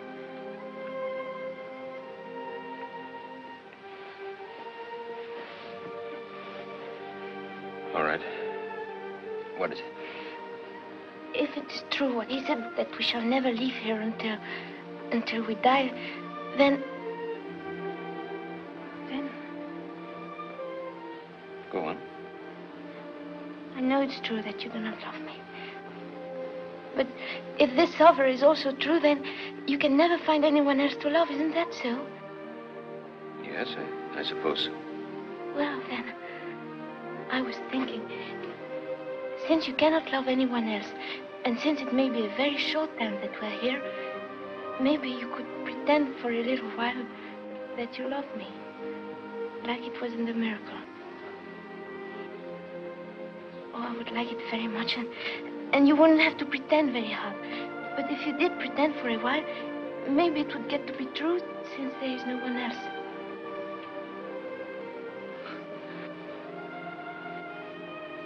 You're strange.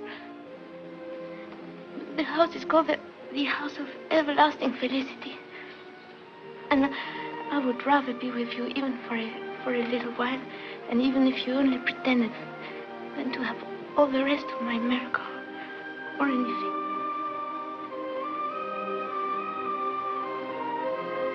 Maryam.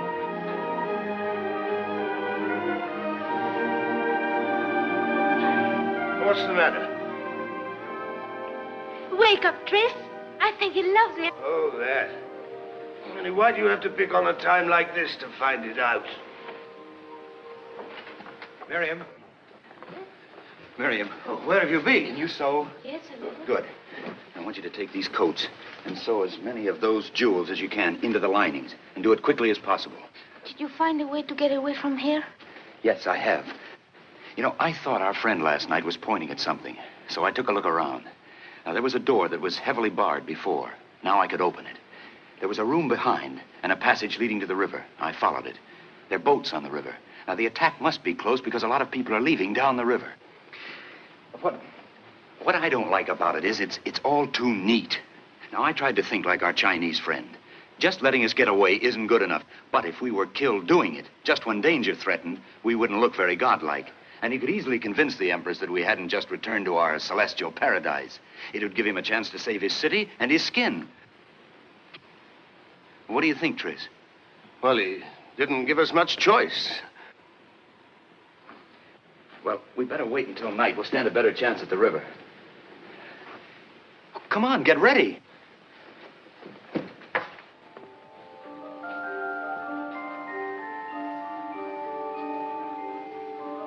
Well, the light's going. It won't be long now.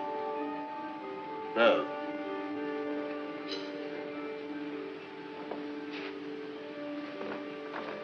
Aren't you ready yet?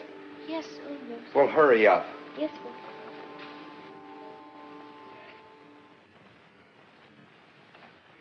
I'm sorry, Maryam, that we got you into this, having you brought here. I'm glad you did it, Walter. Well, hurry up. Yes.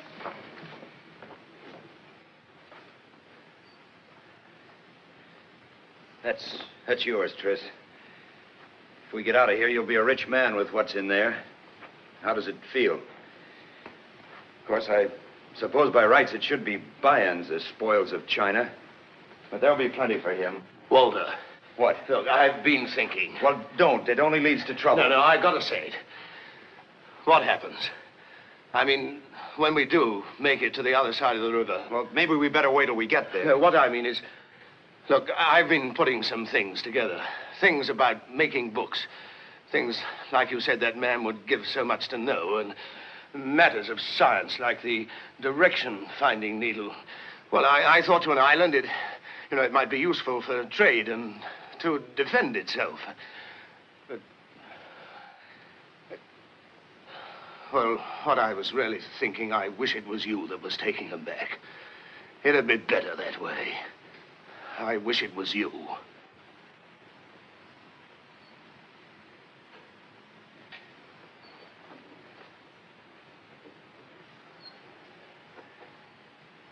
Well, Bayan was right about one thing. You're a poet, Bowman, and a good one. But he was wrong about another thing. What you can't touch doesn't exist, he said. He didn't know that you could smell those English oaks of yours from here, did he, Bowman? Oh, no one could say it better than you, Tris. And I wish I felt the same way. Probably I'm sorry that I feel that Bayan is the best thing that I have to follow, but that's the way it is. I'd lie to you, Tris, if I were sure we weren't going to get through. But if we do, I won't stand out there and tell you that I'd take it back. I'm glad that it didn't end in the tent, you and I. Bitter and and angry. Felicity means something after all, maybe. I hope we don't make it. I hope you don't ever get to the river. Walter! I've finished, Walter.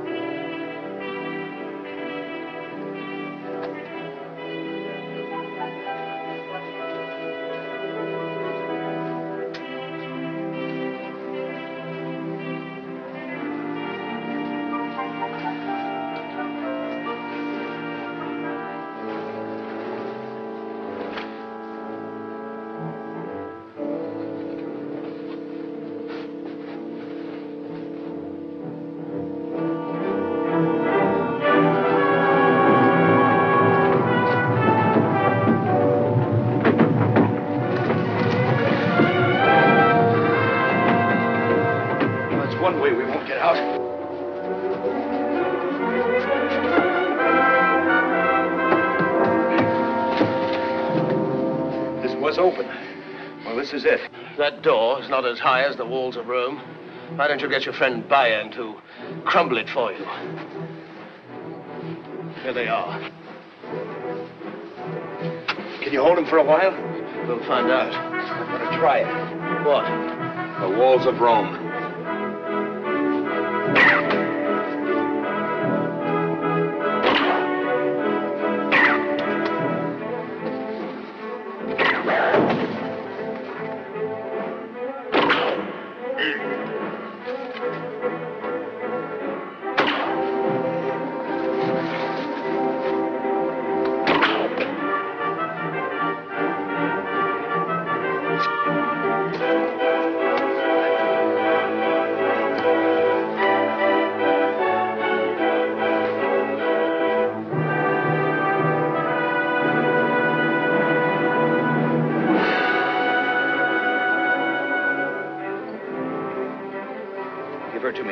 You couldn't hit anything, give it to me. And take her back out of it.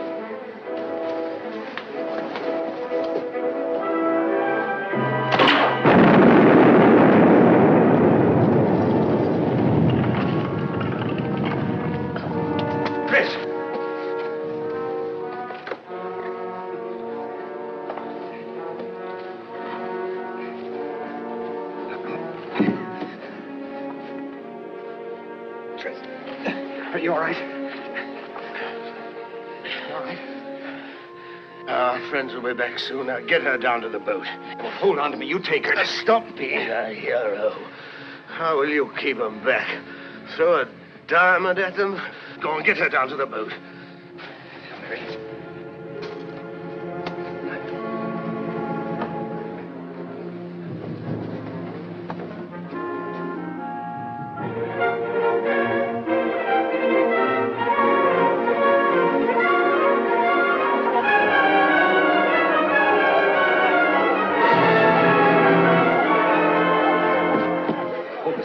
We'll be right back.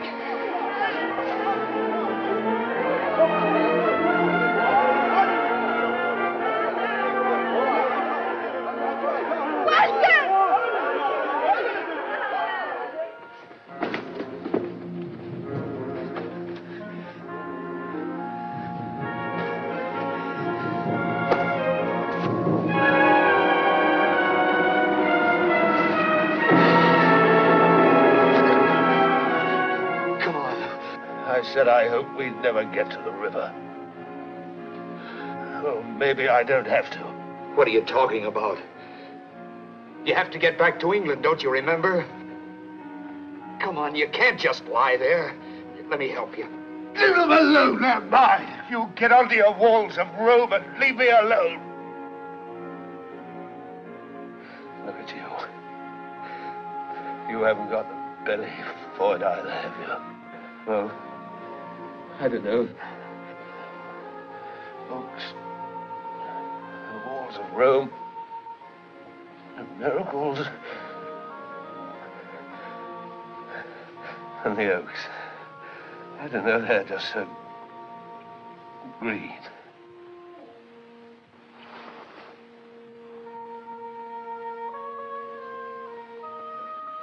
What are you talking like that for? What are you trying to do? Die on me?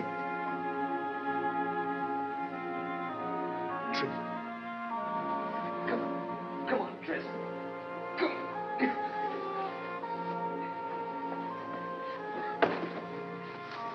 Come on. Come on, Tris. Come on.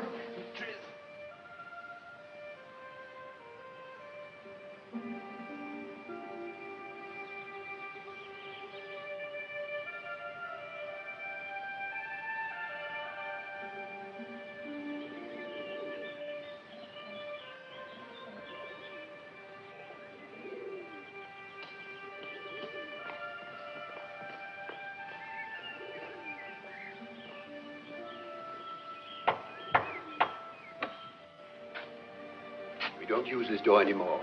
If you've come to trade, you'll Old have to... Will. Couldn't I use it? You're playing tricks at me. It is. It's Master Walter. I'm glad to see you. Come in, come in. Come in, Master Walter.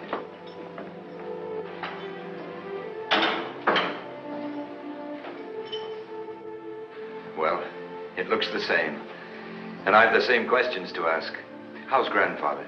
He'll never say it, but he's missed you sorely. Once we hoped that we might see you again. The king's men came looking for you. There were very strange men with them, such as I had never seen before. They said that they had a message to give you. What message? I don't know, Master Walter. They said they would only give it to you when you came. I'll tell you.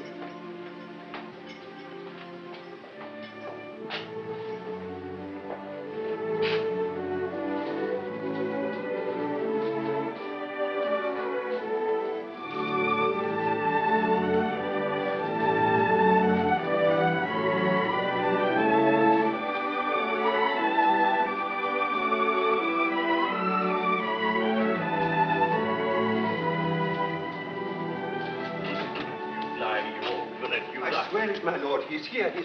Walter, my lad. Grandfather. Where have you come from? We thought... Wildekin, tell my grandson that... I've spoken to him. You let me speak to him. My lord, But what are you standing there for? I've broken my knightly vow. Wildekin, tell my grandfather that it was my fault. Tell my grandson that... Oh, what's the good? When a vow's broken, you can't put it together again. Perhaps the good bishop could tell, my lord. What have I got to do with a bishop? I can set myself my own penance. Oh, never mind, I'll think of one. Yes, my lord. And then I can talk to him as much as I want, can't I?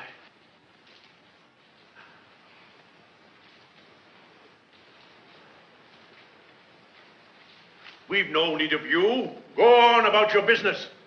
Yes, my lord. Yes, my lord.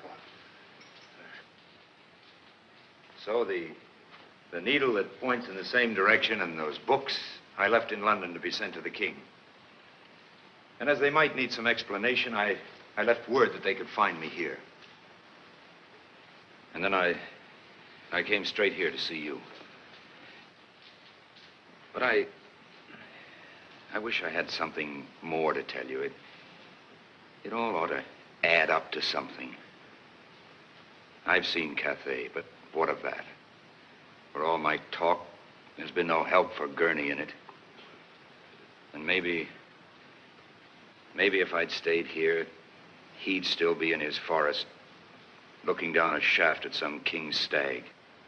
Well, I should have the answers, lad, if you're troubled. I'm old enough. But if I was you, They're here, my lord. The king's men-at-arms. They wish to see Master Walter. Bring him in, man. Bring him in. We're ready for him. There is a man at Oxford who can best tell you about the importance of the books and the manner in which they are made.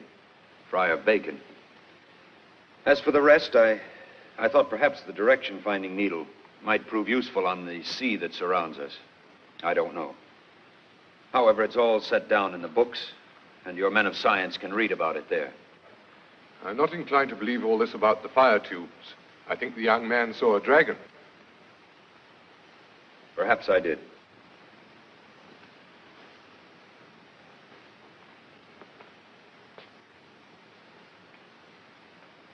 You have told us much and well, young Saxon.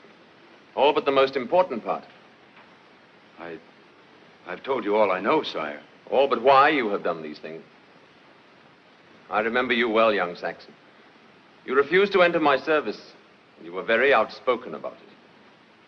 If you remember, I asked you a question then about this matter of Saxon and Norman. I have some feeling the answer may lie here, if we can find it. Somewhere in this service you have tried to do us. I didn't do it for you, sire. For whom, then? For him. He wanted it that way, I think. The bowman? Yes, sire. Why did he wish it, then? I don't know. It was something he felt. I don't know what it was. Bayan used to say that nothing existed except what you could touch. But it did for him. What he felt was as clear to him. He'd sit there and it was like a fragrance to him. It had to be. He died for it, didn't he? Do you think it could be that he discovered he was English first and Saxon second? I don't know. If Saxons can feel like this underneath the bitterness, they can work with a king who would like to be English first and Norman second. There are some points I would like to dispose of in your case, and in that of the bowman. As I remember it, there was some question of a name, amongst other things. It is our wish you remain here until I return.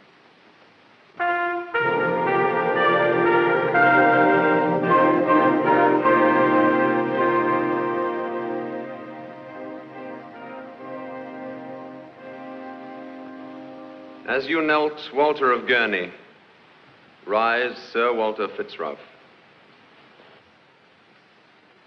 And it is our wish that your shield shall bear a longbow as part of your arms.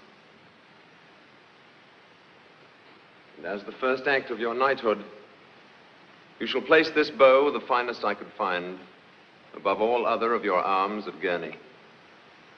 Since in its presence no man will be able to live less well for England than did Tristram Griffin. And you will place this upon it as a tribute from me to a brave man.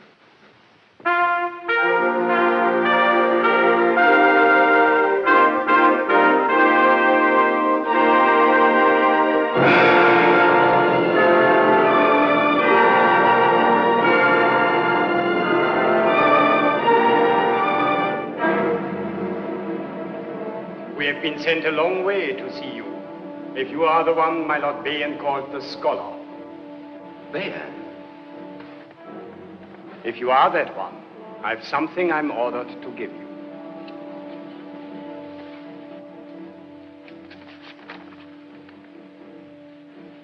To my friend, Walter the Scholar. Bayan of the 100 Eyes sends greetings and a message. I think that I understand why you did not return to me and why you went back to your England. I still do not believe in your foolish chivalry, but I like men who are willing to die for the thing in which they believe, wherever I may find them. The tall bowman died well, and I think you would both have died well for me if that had been necessary. Therefore, I send you something I believe you would have taken with you if you could. She will be wearing a coat you will recognize. Has a very fine lining. Send you also my chessmen. And the message that I would be happier if you were still here. Maryam! She is not to see you until you tell us that the gift is welcome. My lord was afraid you might have tired of her.